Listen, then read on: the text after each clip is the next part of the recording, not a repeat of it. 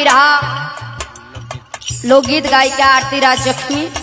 आज आप लोग के बीच में कोई गीत नहीं बल्कि श्रद्धा सुमन अर्पित करती हूँ उन दोनों भाइयों के लिए। लेकिन कैसे गुरुजी तेरी में कहना है।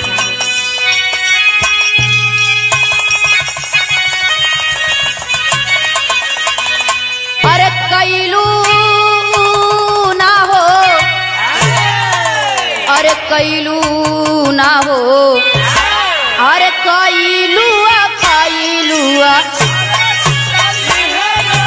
कैलुआ ए मैया कैलुआ कैलुआ ए जननी कैलुआ कैलू गंगा माई जुलुम हमारी नगरिया कैसे के चढ़ाई बैठू नरिया ना।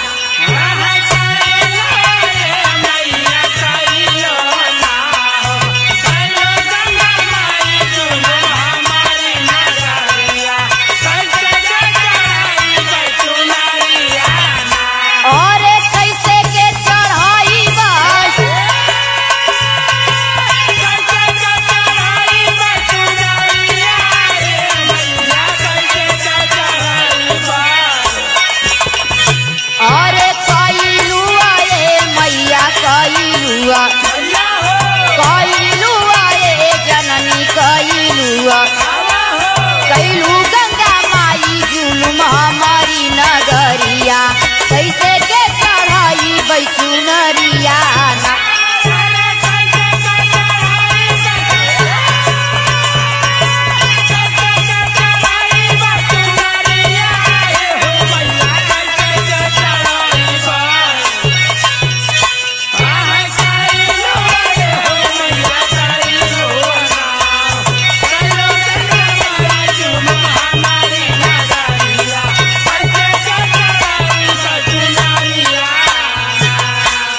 कैलू गंगा माई जुलुम हमारी नगरिया कैसे के चढ़ई चुनरिया ना।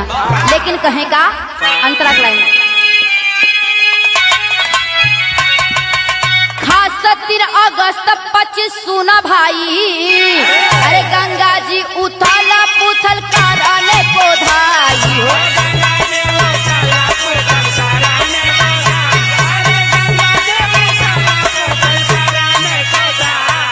गंगा ए मैया गंगा गंगा ए जननी गंगा गंगा जी उथल पुथल करने को धाई घरवा दुआर बोली बहू खनाई चारों ओरी पनिया ही पनिया।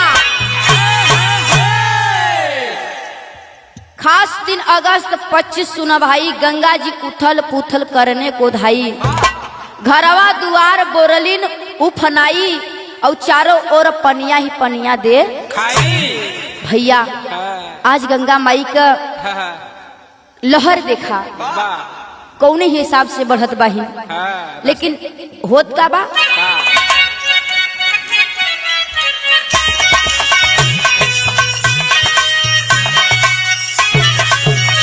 अरे छना में ए मैया छना में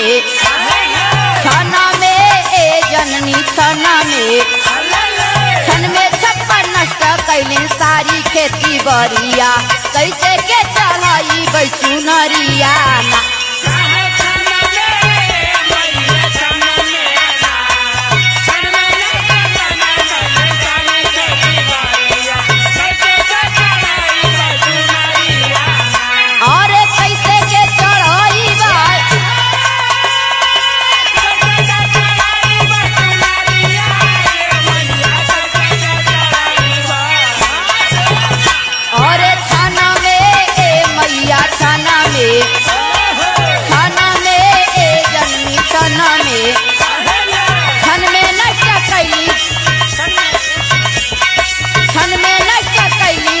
सारी खेती बरिया कैसे के चढ़ाई बैठू नरिया ना।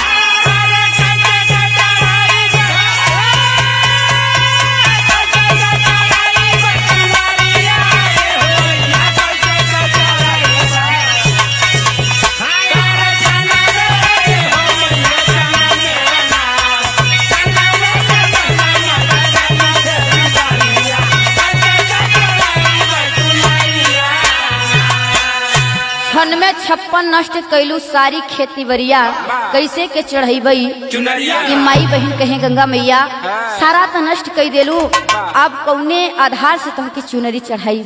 लेकिन और का कहे, अरे जल का कहर कैसन आइले नयनवा, अरे झंखे गैया बाकार इसलिए है ला सबका मानावा हो।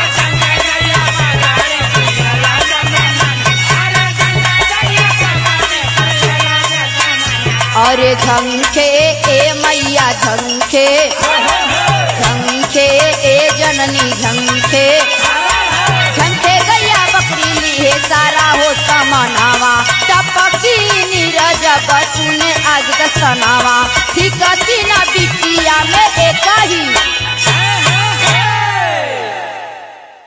कहें कि जल का कहर कैसन अइले समनवा, झंखे गैया बकरी लिए सारा समनवा। कितना जन के घर डुबाई दिलू माई, गाय बकरी लई के आदमी कहाँ जाई। बरैनी वाला पुलो बंद हो गया बतावा। लेकिन और का कहल गई,